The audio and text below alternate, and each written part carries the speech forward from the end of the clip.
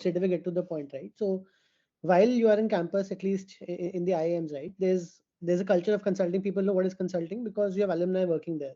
So you have a fair bit of idea in terms of how the role will pan out, right? You understand that the role will have a lot of problem solving. You'll get exposure to various industries, and at the same time, while the job is glamorous, right, you travel every week, you stay in fancy hotels, etc., etc. But it's also a very stressful job, right? Why? Because you are working with top leaders in top companies across different domains. You have to be on your feet all the time. So this was the expectation with which at least I entered the consulting world after completing my MBA. And for me, it was my first job. So obviously, I was a bit excited, at the same time, a bit nervous in terms of how it will pan out. When I actually went in, a lot of those things were true, but a lot of those things are also not true, right? So on the exposure part, very true. So if you pick your battles wisely, if you choose your cases wisely, right, you get exposed to a lot of industries. So for example, in my 2 years at BCG, I did steel, I did technology, I did retail, I did banking. So in 2 years, I touched at least 7 to 8 different industries. And in those industries, I touched at least 5 to 6 different types of companies, whether it was a PSU, whether it was a private company, whether it was a global company, whether it was a family business. We touched all of those across all these domains in just those 2 years. So exposure was for sure there. Second, you got to work with top-notch clients. So, for example, one of my cases, I was working directly with the CEO of a large steel plant. I was effectively running the steel plant along with the CEO. And this is me. I don't even have a background in metallurgy, right? So you had to pick up things, you had to learn things on the spot and then implement them along with the CEO. Third part, was it stressful? Yes, it is, right? Because you are working with a client. The client has a high priority on certain things which you have to deliver, and they also expect you to deliver a lot more, right? Because you have been brought in as external folks to manage or help them solve their most difficult problems. So the stress part was also very real. What was not so, what was different from what we expected? Number one, the grunt work. There was a lot of grunt work. I'll not mince words to put it very bluntly. There was a lot of grunt work. You have to. A lot of your time is spent making slides. A lot of your time is spent making Excel models, right? But what really gives you the kick is when you present them to the client. Your recommendations are implemented, and you actually see results. Number two, yeah, the travel etc. sounds glamorous, but when you have to wake up at 4 a.m. every Monday morning, it's not so glamorous, right? For me, for example, one of the cases, I used to wake up at 4 a.m., take a 6 a.m. flight, get to a city, then a 3 hour drive to get to the plant. And then the day starts, right? Similar routine on the week out, right? So for every Friday, you take a 3 hour cab ride, you take a 2 hour flight, you get back to your home location, whatever it is. And then the grind repeats every Monday. First 3 weeks, 4 weeks, it's very cool, right? You are traveling, all of that is happening. But then you start feeling the fatigue, you start feeling the pain, right? So those are some things. Piyush, what's your experience? So I think I resonate with Mohit, and if I put it very shortly, it's more of a lifestyle, guys. It's a career, I agree, but it's also a lifestyle with what Mohit told about travel. And so for me, I think I also did an internship, so I knew what I'm going to get into. I interned with Booz and Company, so I knew what consulting is. But I also knew, I mean, I saw the both the sides. I saw the number of hours that I had put into, but I also saw that I was enjoying it, at least at that very moment. And hence the decision of, going back and accepting the offer and joining the office back into consulting. But if you ask me, whether at Roorkee, did we know how consulting operated? The answer is no. Right? Even at IIMs, we had only heard about it, probably seen a bit of it, but you can experience it only when you are there. Right? And for us, I think fortunately we were there for quite a few years, but people do crack. People think that it is some glamorous job. You go in and you just give gyan and then come out. No, it's a rigorous, very diligent, hard work focused job which takes a toll on you. So for many, it's a paradigm shift. Or ki kya ho gaya? some people just say that. So fortunately, that was not for us, but that's also the truth behind consulting, so to say. Yes, sir. But you're enjoying it. That is most important, I think.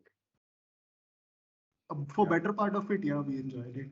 But I think there is a Yeah. time, probably we can talk about it later, but in the chat itself. But there's a time when you have to make that choice. Okay. So I have a follow-up question.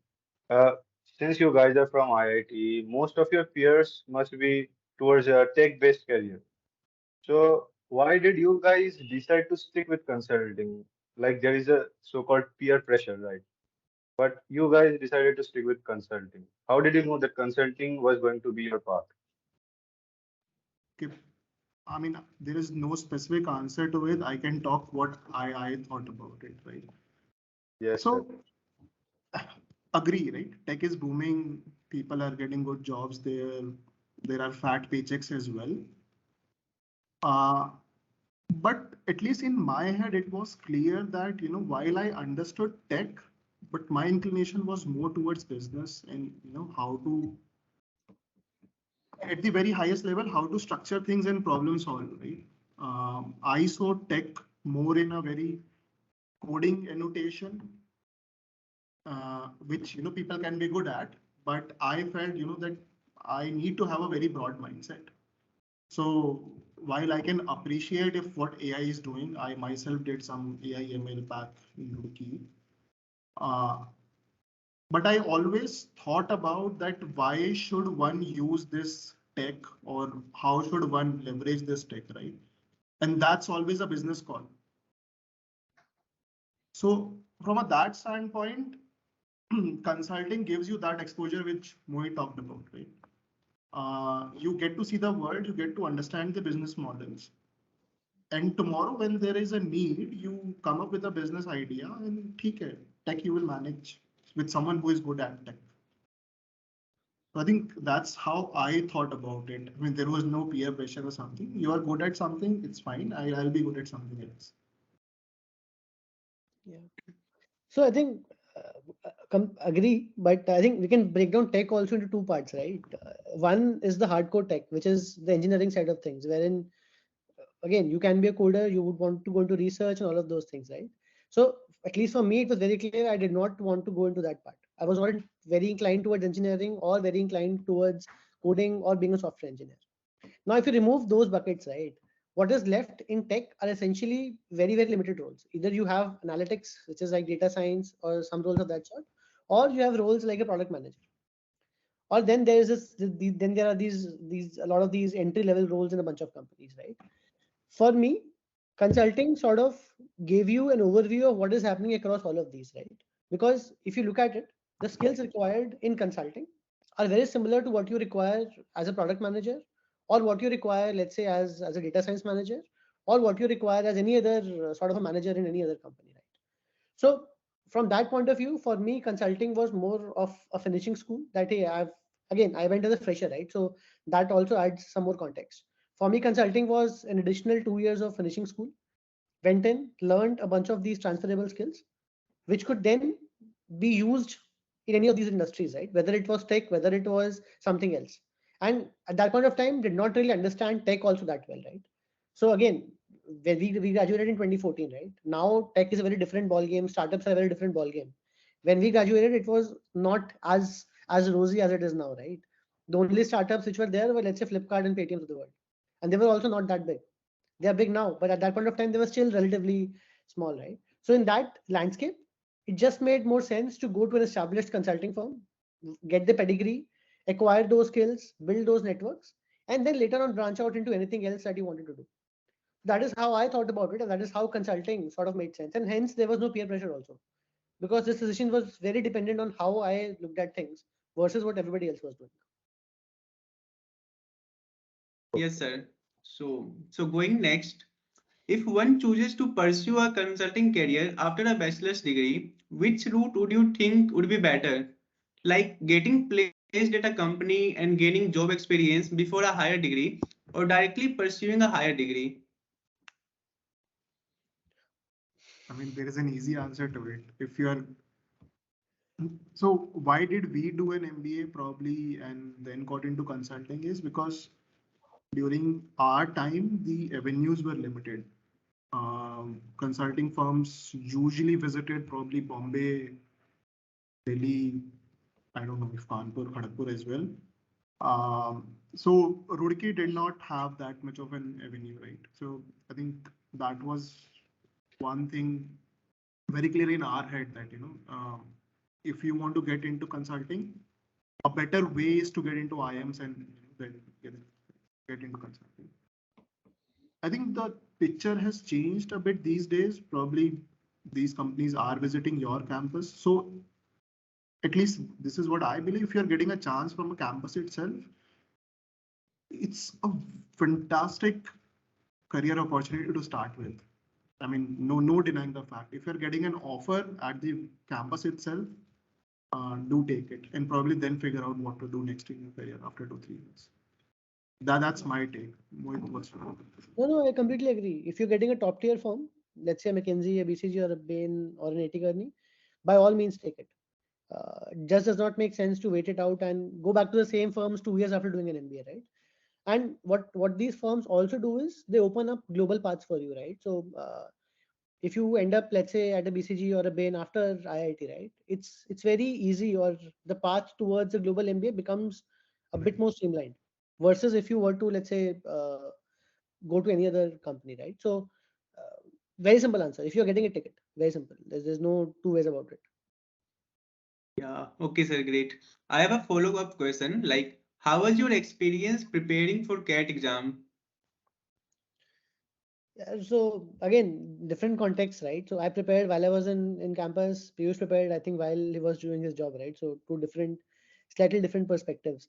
So for me, again, second, third year onwards, I was very clear that this is what I wanted to do. So I spent almost 6 months preparing for CAT. Not a long time, but just about six months of a rigorous, focused prep. And along with classes, again, fourth year, it's easy to manage, right? You guys, obviously, whoever is in fourth year will relate to that. That you have enough time, you can pace classes the way you want to. You can choose a project which works according to your schedule, and hence you have time to prepare if you really want to prepare for that. For me, the focus in fourth year was CAT and not placements. I was very clear on that. So the entire first semester of fourth year was just spent on preparing for CAT, doing mock tests, all the classes, all the basics in place, and then writing CAT. And objective was to just straight away after completing my engineering get into IM. And that too I was very clear. I wanted to get to A, B, or C. Nothing beyond that.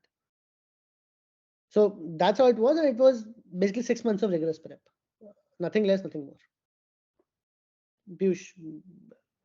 No, so for me, I think I was in two minds at campus whether to go for it or not. We used to chat in fourth year as well. So in my head, I just wanted to explore with a job of, how is it out there? But then I realized that this is probably not my cup of tea. So I was preparing while at the job itself, and I think I started somewhere in August. The exam was in November, like serious preparation in August. And then I remember just coming back from office, spending those 3-4 hours every day, closing down the room and just focusing on those stuffs and going for mocks on the weekends. Um, and it's an interesting journey, guys. So CAT is just one part of it. I think the fun lies in the interviews when they happen. So many people just say that, if you give the exam, it's done. No, I think a lot of prep also goes into how you manage those interviews, and you realize that you now know more about yourself than you knew about probably before the interviews itself. So I would say it's relatively fun, not as dull as what probably it might used to be for JE. It's quite fun.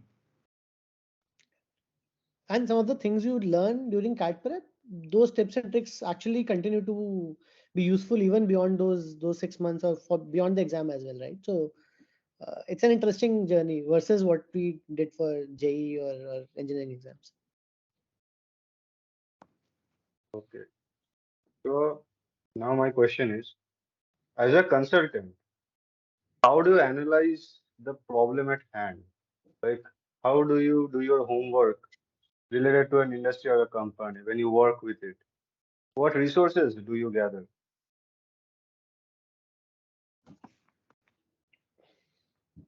How you want to start? How Okay, did you approach a problem?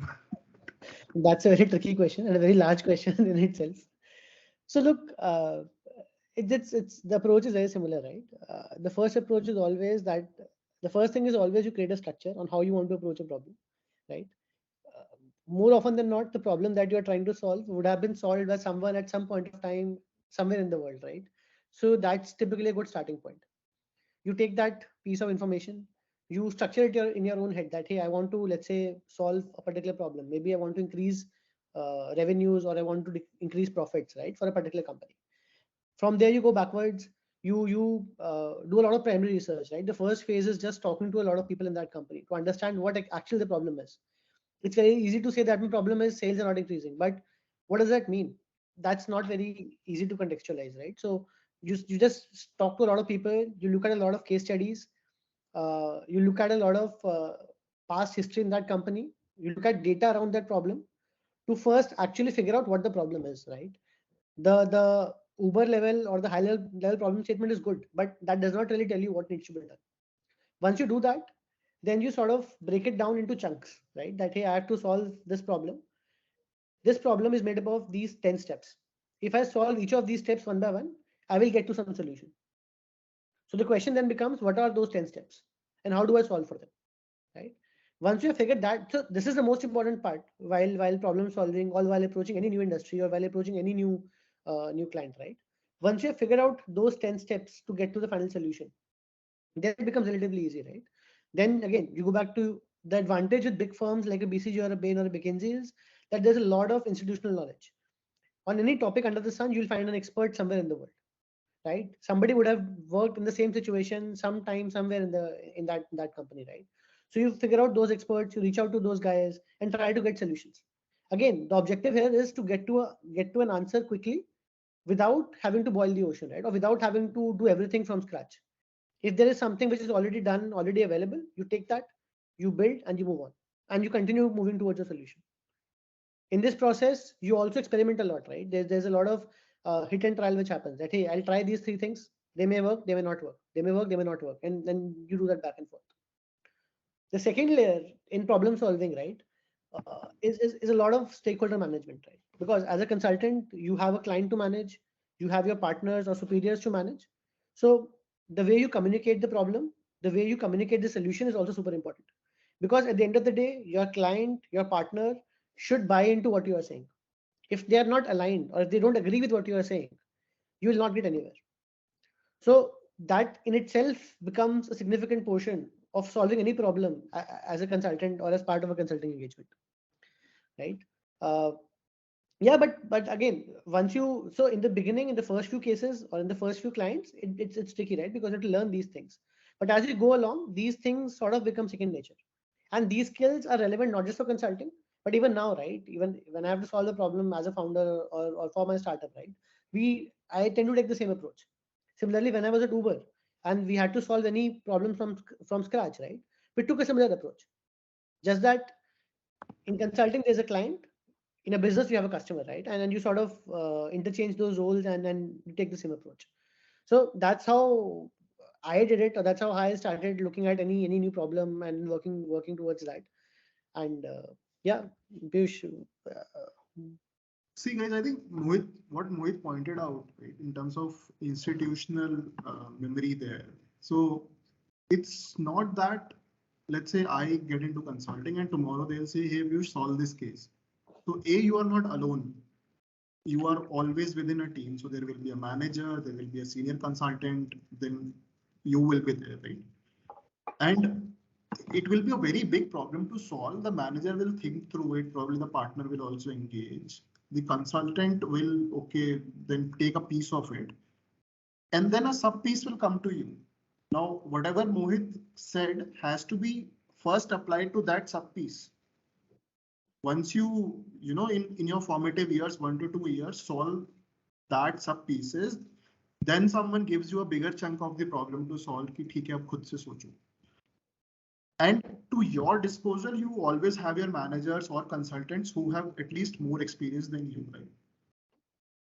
And the question that you put about homework, so either you already have a primer existing in the company wherein something similar was done in the industry or some other industry where you can learn from, or you have agencies within the company, right, which help you in doing those secondary research so that you can read up, or you can do those expert calls which are outside your firm, but you do a 1 hour session with someone, you pay them, but they give you good gyan in terms of, bringing your level in terms of expertise on that subject. But trust me, if I'm telling you that there are, avenues available to gather knowledge, you have to do it within a day or two. So it's not that you will take your own sweet time of 1 week that, I'm learning this industry, etc., etc.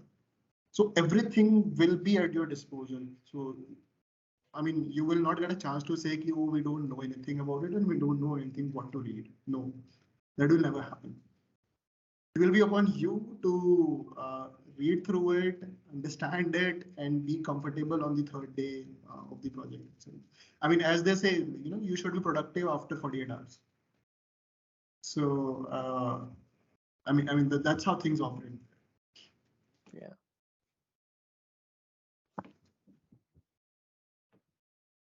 Okay, sir. These were such a great insights.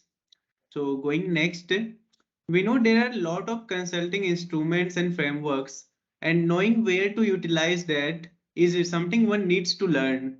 So how do you decide that when to use these frameworks and instruments?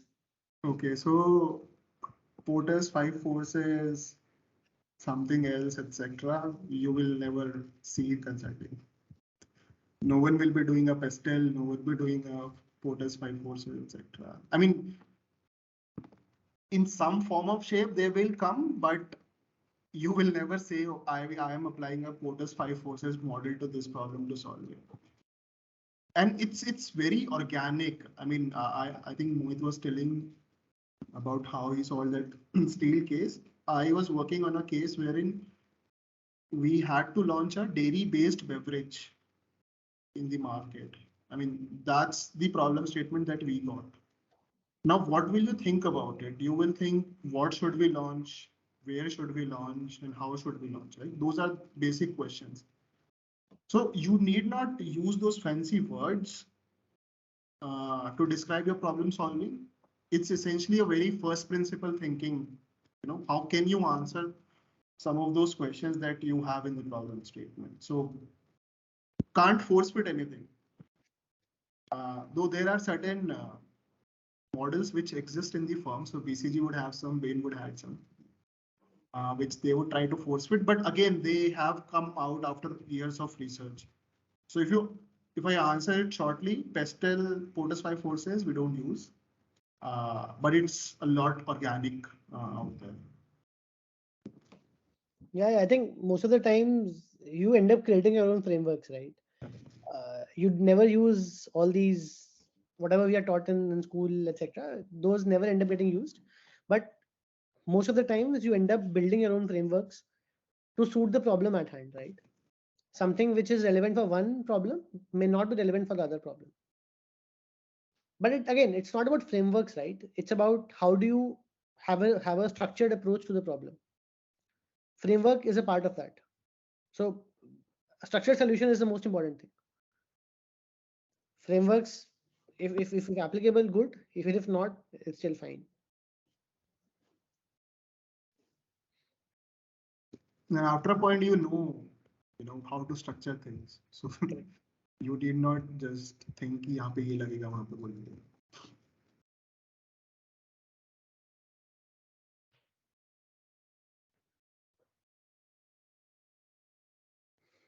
Okay, sir. Those were such a great insights.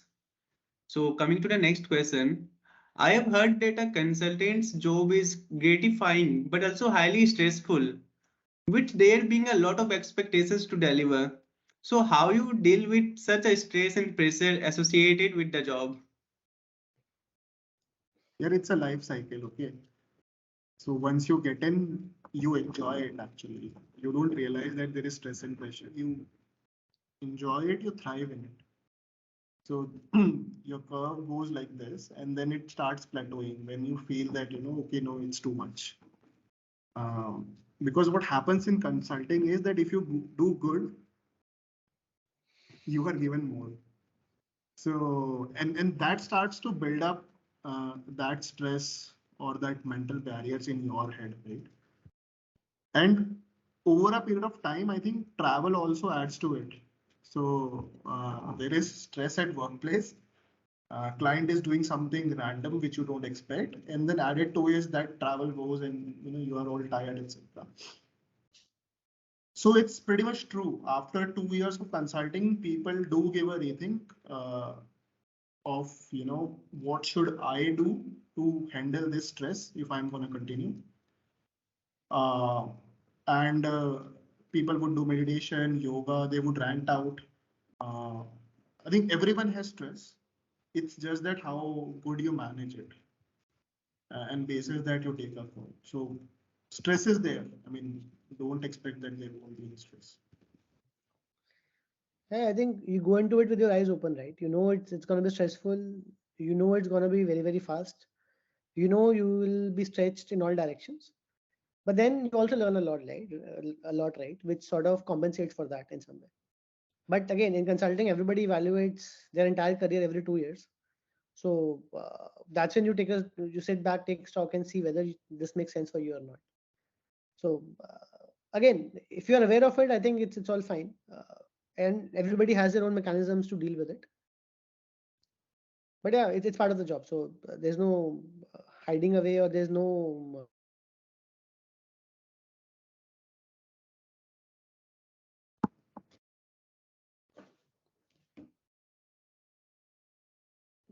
One thing that you learn in consulting is probably to hide your stress. It doesn't come on your face, but it's there. I mean, that's also something that you learn out there. Yeah. So, okay, sir, that was great. So coming to next question, can you compare your experiences in terms of learning while working at BCG and band versus that while working at startup companies? I'll let Mohit go first. He has more exposure to that. yeah, see, both are different playgrounds, right? But again, as I said, there are certain skills which are very, very transferable, right? For example, learning how to solve an unstructured problem, or learning how to manage stakeholders, or learning how to communicate in a very effective analytical manner. Those skills are very readily transferable from consulting to startups or to any other field that you might want to get into, right? But there's a certain unlearning which happens when you move from consulting to startups or to any other company, right? Again, consulting is a service industry, right? So you are always working with the client. You're always working depending on what the client wants. But when you move to a startup, right, the client is no longer there. All you have is a business objective that you have to meet.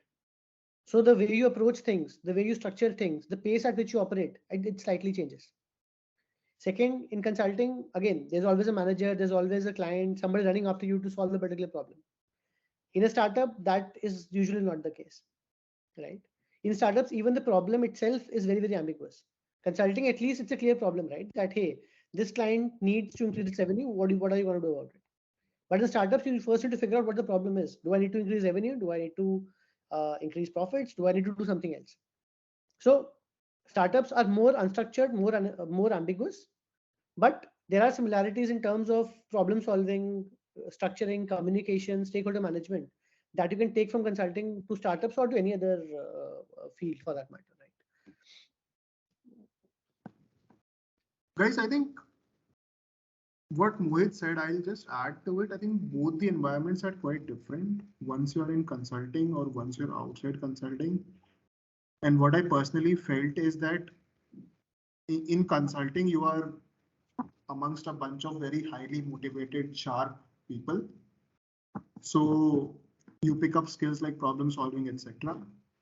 But when you come out, it's more about people management as well. Because now people are not self-motivated. You need to motivate them, or you need to create an environment so that things function out there.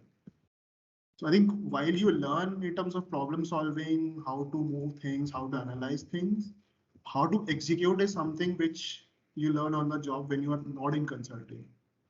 And I think that's quite painful for everyone to learn and probably operate as well. So I think that's the major difference, if you ask me, very fundamentally, uh, in terms of what consulting teaches you versus what outside world teaches you. Yeah, okay, sir, that's great. So I have a follow-up question. This question is for Mohit, sir.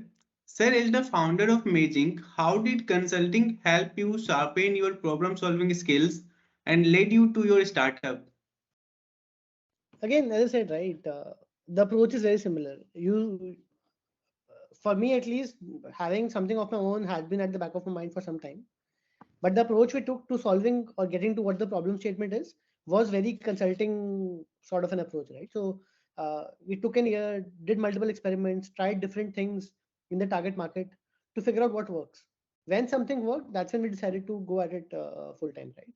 So from consulting, what really helped me in this journey or helped me figure out what to do next, again, taking that structured approach, right? Trying all the steps that are required to get to an answer, or having a very clear approach in terms of how I want to approach a particular problem. So that really helped. That helped give me clarity on what the problem statement was. It provided us clarity on what problem we wanted to solve. It gave us clarity on how we wanted to solve that problem, right? Secondly, once you have a startup, let's say once you have stakeholders, whether it's customers, whether it's your team, whether it's your investors, stakeholder management, communication again comes into the picture, right? Super important to keep everybody on the same page. Super important to ensure that information keeps flowing, right? To the team, to the investors, to the customers. So those skills were really very very valuable. Apart from that, generally, right, the branding helps, the networks help. So the BCG networks that I have, the people I've met over there, right, everybody helps in terms of inputs, guidance, further connections, etc., etc. Not sure if that answers anything specific. Happy to go deeper there. Okay, sir. Thank you. And now I have a question for both of you. Like you have shared your hard work that you have put into this job, you have to get up so early in the morning, travel and all that.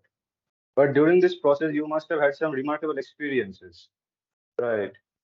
As a career, as a consultant. Would you like to share with us some? I think there are many moments, right?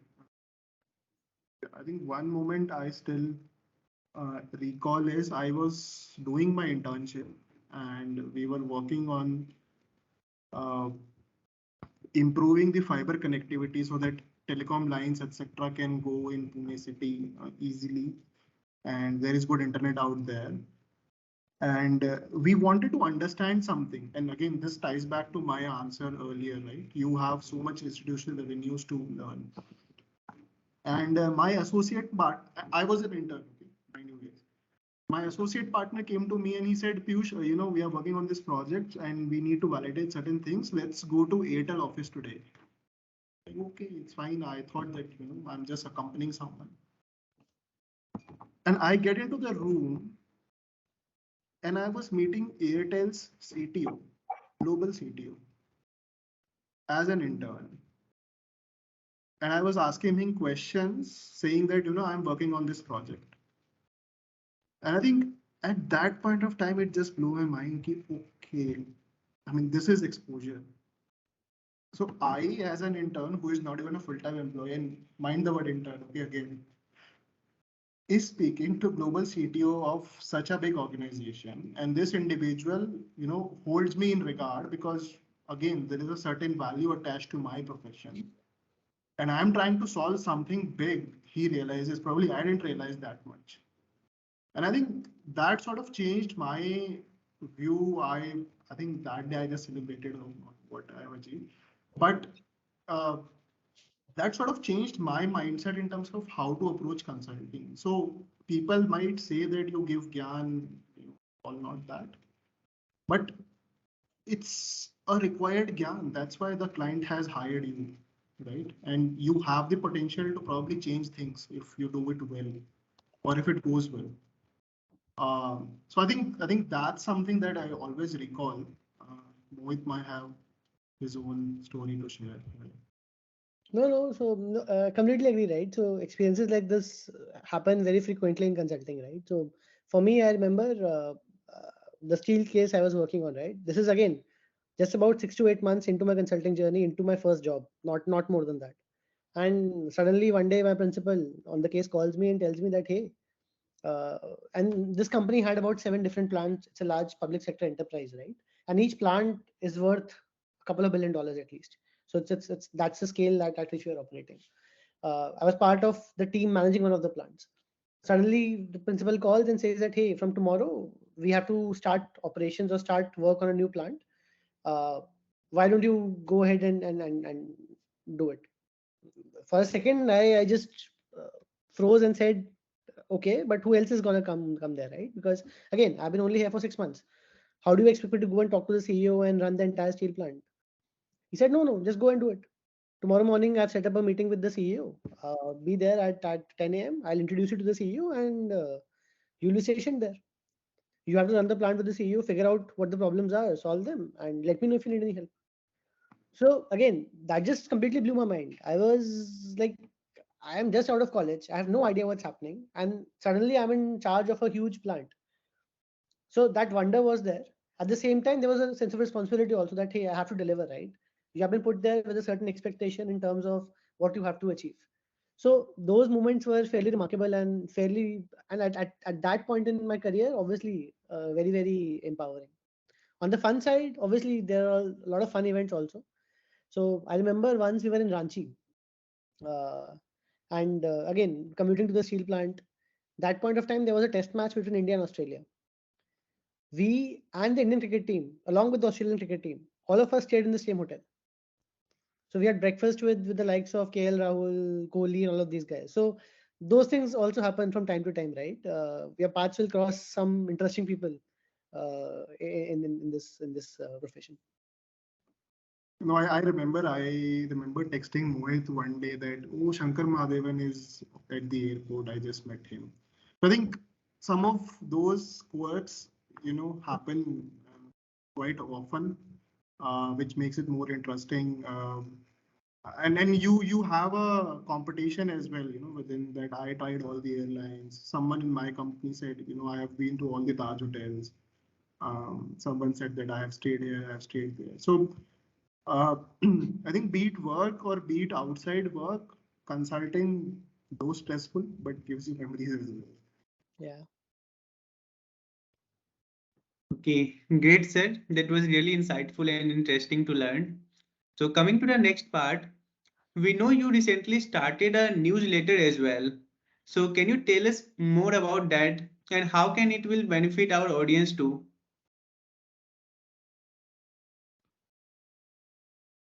Piyush, go on. Okay. Guys, see, newsletter came from our own curiosity. We used to exchange a lot of blogs or articles within ourselves, within our network, and we felt that if we curate it, uh, probably we could reach a larger audience. But specifically for folks at college, what I believe is that when I was at Roorkee, there was a lack of exposure. We didn't know what to read, where to read from, right? And I think it still persists to an extent. So if you see the newsletter, probably first edition or second edition, you will see that it's a mix of economics, it's a mix of finance, it's a mix of startup, etc. Something is contemporary, something is very fundamental. So it gives you that foundational base in terms of understanding things when you go out there. At least you have a head start, which probably we didn't have when we were at Roorkee. Probably we tried to do some bit of it, but again, we might be ahead of certain students, certain number of students, right? But not the head start that we wanted. So I think for students who are at campus, it will keep you updated. B, it will keep you informed, right? So tomorrow, if someone asks you, okay, is Blue Smart successful, or how are they operating it? You know the answer to it. Right? So you might need not go and search and try to understand. Second thing is, I think we at college are very lethargic. We don't want to do things. With this newsletter, something is coming to you directly, right? You don't need to put in efforts to go and search and find things.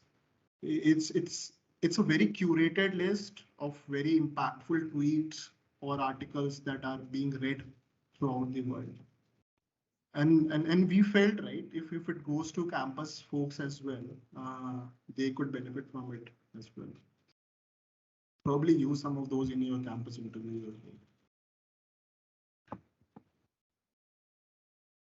well. Thank you, sir. Thanks a lot. And sure, Weekly Olio is something we will have to add to your reading list. So let's move with the Q&A next. So we'll be reading out questions from the chat and the Q&A section. So if we have some questions that are not answered, please put them in the chat or the Q&A section will be taking up. So one of the questions were, how diverse must someone's knowledge be to be a good consultant? Look, again, consulting does not reward you on having knowledge. It rewards you on your ability to learn things fast. So again, it's not about how much you know from before, right? It's about how do you utilize the tools at your disposal to figure out what you need to learn and learn that very fast. So it's don't need to worry about what you already know, very simply, right? As long as your basics are in place in terms of how to, again, I'll say the same things, right? How to problem solve, how to communicate, how to look at things in a structured manner.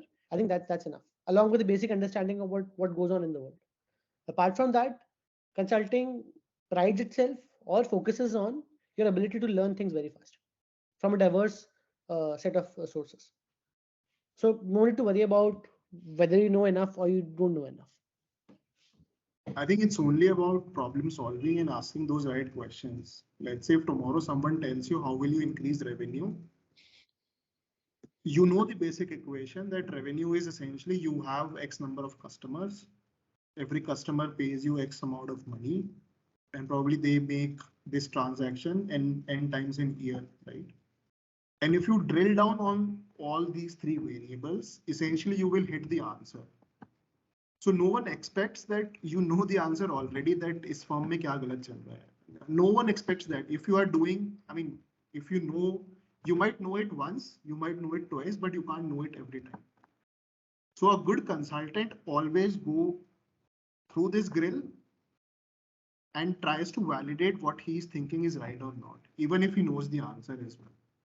Right? And that makes a good consultant. So knowing anything before and might give you just a little head start, but not the success for sure.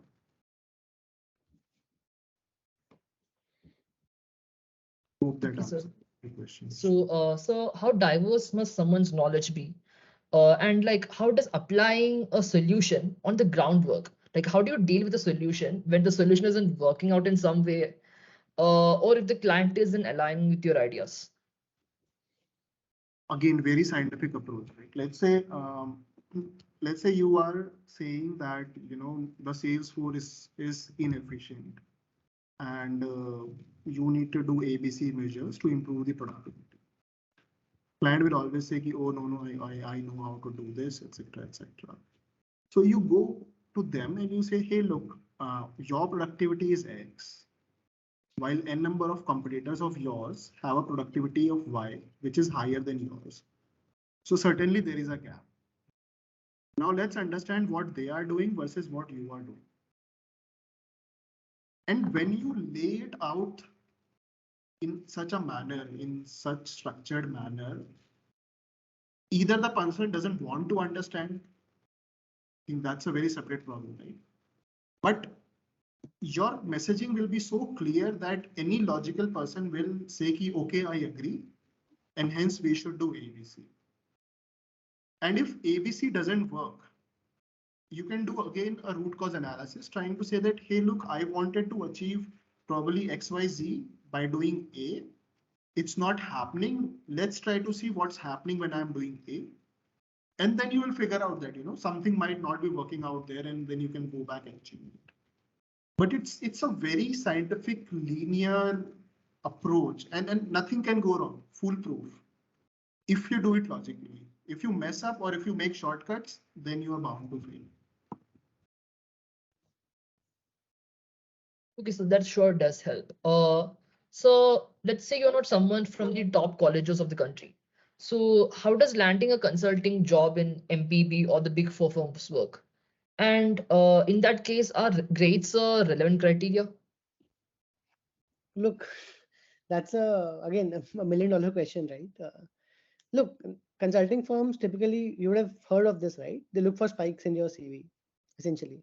By spikes, what it means is, are there areas in your life that you have been outstanding in, right? Now, those areas could be academics, which is shown through high grades, or it could be, let's say, entrepreneurship. You could have run, let's say, 2 startups in your college. You could have achieved something over there, or it could even be extracurriculars, right? Maybe you have run a student society. Maybe you have organized something very, very big. So what consulting firms essentially want are people who are outliers, right? Or people who have done something exceptionally well in some area at least. So typically it's academics, because in colleges, when you are a student, that's the easiest to assess. But even if you don't have grades, there are other avenues that you can focus on. But then the focus has to be on being the best at whatever you're doing, right? You have to be outstanding, as simple as that. Otherwise, getting shortlists or getting interviews from consulting firms, especially the top tier ones, will be a challenge. Got it, sir. And I think there is one more way, right? So most of the consulting firms now have two offices. One is front-end consulting and one is a back-end office. When I say back-end, they do analytical stuff more, right? So front-end consulting is, they will always look for outliers, as Mohit said, right? But if you want to get into consulting, start somewhere, I think big four or probably the back offices. So Bain has a Bain Capability Network, BCG has something similar, McKinsey has a MCKC, McKinsey Knowledge Center. Aim for that, get in, learn few skills out there, prove yourself, and then move to front-end consulting. So it might take a couple of years more for you, but at least it's a head start, right? Which probably was not very common when we were at Rookie. But nowadays, I think it's a good enough path to pursue if one is thinking about. Got it, sir. So, I mean, just a simple question. I mean, are you really happy at your past decision for being a consultant or like choosing consulting as your career? Because many people say this, like consulting doesn't offer a great work-life balance. And many of our audience has posted a query like this. So would you like to clarify? Look, I think we are fairly happy with that decisions we took, right? Again, it comes down to what you as a person think about things and where you see yourself in the next 5, 6, 10 years, right? And as I said, everybody in consulting typically evaluates their life every 2 years. Whether this lifestyle makes sense, whether this work-life balance makes sense, whether they want to do something else. But it's everybody's call. For me personally, it has been a good decision. I wouldn't start my career any other way. Those 2 years were very, very important in terms of uh, learning how to think, learning how to problem solve, learning how to work with top tier clients. And those skills I'm still using today. So I wouldn't change a thing. But then again, it depends from person to person, depends on their individual context. Right. I mean, again, no doubt. Uh, it's it was a good decision. In hindsight, it still is a good decision. Uh, if someone is saying that probably consulting is not worth doing it, then probably the interests are misaligned. But in terms of exposure, in terms of skills, um, in terms of how to carry yourself and gather that courage, confidence, and build things, I think consulting teaches you everything. And probably it will come sometime later in our chat, but then it gives you good exit options as well. So it's not that you came in and you got stuck. So I think any day I would choose consulting as my first job. Okay, I'm not saying that I'll continue. It's so could you like to answer a query with like how do you like pursue internships in consulting? So what is the best way or the like a good way to go at it? Again, If it- depends where you are.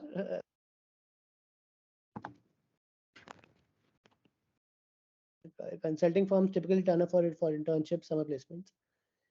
If you are at IIT or any other engineering college, usually these firms, at least the top tier ones, don't really come for internships, but you can always aim for, let's say, a big four, or there are a bunch of niche consulting firms, right, which prize data analytics or software engineering skills. So maybe you could start there as an option.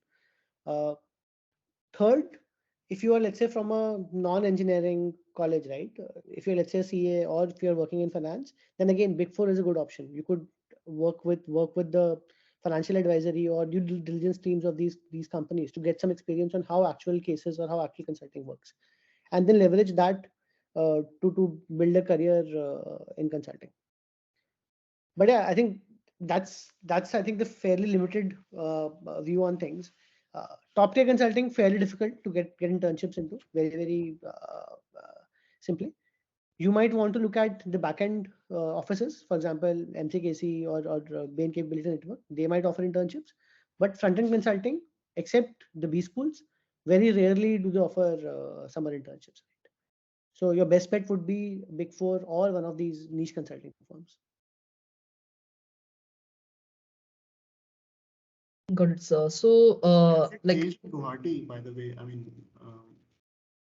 in the past few years, we haven't heard that if McKinsey, BCG, Bain are coming to engineering campuses for internship. If it has changed, then probably we can tell you more about it or how to do what to do at internship.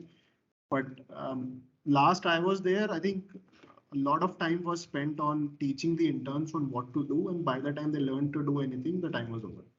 Yeah. And that's why those firms preferred not to come for undergrad colleges. so in IITJ they mostly do come for placements, and for internships it's mostly the big four firms that come there. Yeah. So like there has been some other query regarding one of your previous answers. So like is there no work-life balance at any point in a consulting career, or like is it just that life is hectic for some time and you fairly have time for yourself in the next month or every point that there is no work-life balance? That varies. That varies at various level. Okay, so I'll give a longish answer to this. So when you join, when you are a junior consultant, probably you are more at ease. You still have that time or breather there. But as you progress in your career, uh, shit will always be blowing up. So by that time, you need to manage your time well so that you can have a work-life balance. No one will come up and say you that, please have a work-life balance. That's not going to happen. Second, it also varies where you are when you're doing consulting. So I can tell from my experiences. At Bain, they made a point that you don't work on weekends. I have worked on weekends, so I'm not saying that they hold true to that. But again, it's a culture and ethos of the firm as well. So they might try to give back or loosen some of that pressure that's out there with some of their policies. So weekends used to be sacrosanct to an extent, but I have also worked 7 days, 140 hours. So, and again, you can do the math there. Okay, sir. So like since you spoke about exits, like so what kind of exits from the industry can we look at after, let's say, a decade in consulting? After? A decade in consulting. Okay. Interesting question. Again, exits also depend are a function of the time at which you exit, right? So if you're a junior consultant, let's say 2-3 years into consulting, 4 years into consulting, there are a bunch of options, right? You could virtually go anywhere you want to, right from becoming a product manager to becoming uh, a banker to becoming a private equity analyst to becoming a marketing guy, the entire world is open to you.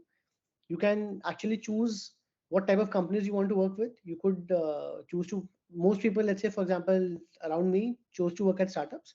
Few people chose to go into investment, private equity or venture capital, and a few others decided to set up their own businesses, right? So consulting offers you a platform which through which you can actually dive deep into whatever you want or whatever you like, right? So, and as you grow senior, those options sort of keep converging, or the options sort of keep reducing because you become more senior, and hence you need to get those senior positions. Typically, when you exit as a junior consultant, you will end up at a leadership level, or at a leadership role in any of these companies, right?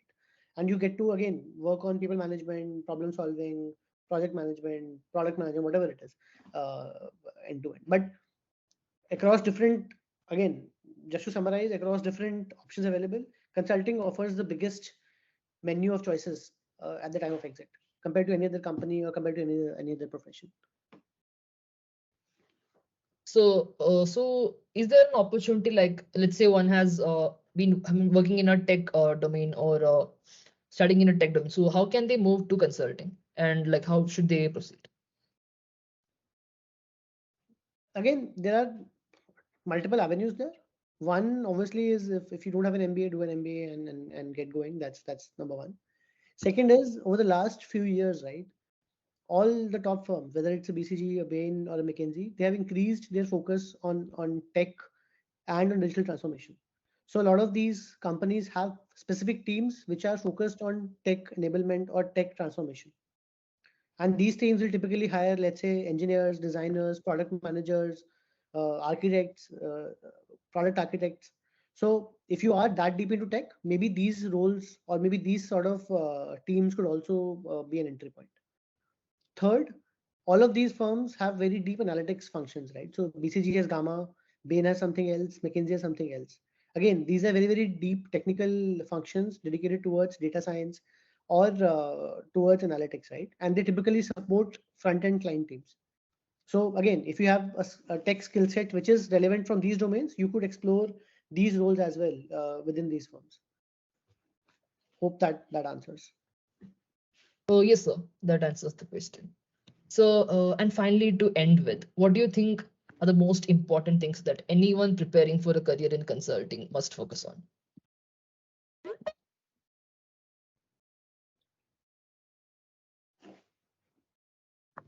That's quite a broad question here. Um, Guys, I think there are different levels to ending up at a consulting job.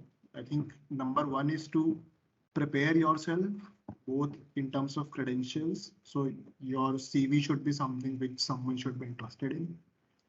Number two, whenever that interaction happens, so CV will be the first filter, and then whenever that interaction happens, that interaction should also go well in terms of the clarity of thought, the way you articulate things, etc. That should come out.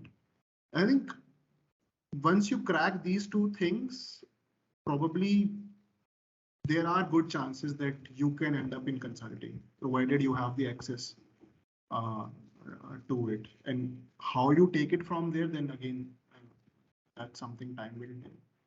But at least from my view, if you do these two things right and somehow get some access, you have a fair chance at doing consulting.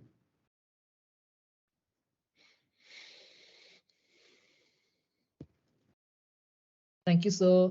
The last 1 hour has been very, very insightful, and it has witnessed one of the best turnouts we have had. And for those who are enrolled in winter consulting, have a lot more webinars lined up for you. Please make sure that you follow the course. And Sir Mohit sir and Peeyush sir, thanks a lot to both of you. And we hope that we get to associate with you sometime later. Thanks, guys. Thanks for having us. Yeah, thank you guys. Good discussion. Thank you for having us. Bye, guys. Thanks, everyone. Cheers.